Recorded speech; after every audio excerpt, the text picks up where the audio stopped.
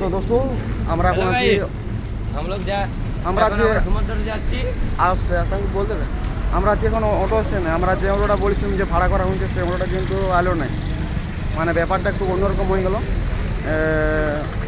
অন্যরকম বলতে আমরা প্রথমে ভাড়া বলেছিলাম, কিন্তু আরও সামনে আমাদের একটু লেট হলো আসতে, যে বলছে হবে না, মানে টাইমের প্রতি গুরুত্ব না দিতে পারলে কিছু করার নাই। এখানে একটুকু লেট হয়ে গেল, তার জন্যে আমরা আছি এখন অটো স্ট্যান্ডে।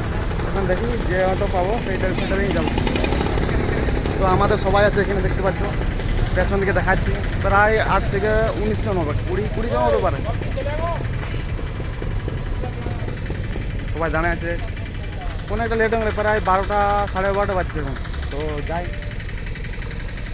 মানে কি বলবো, সমুদ্রের এরিয়ার থেকে আমি গেছিলাম যখন উড়িষ্যা ছিলাম তখন গেছিলাম, আর এখন যাইনি।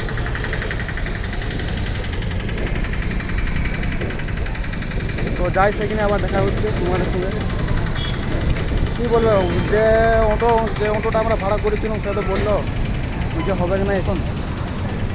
আমাদের এই যে চিনি ভাই আছে এদিকে, এটা হচ্ছে চায়না থেকে, আর এটা তো 1 নম্বর চিনি ভাই।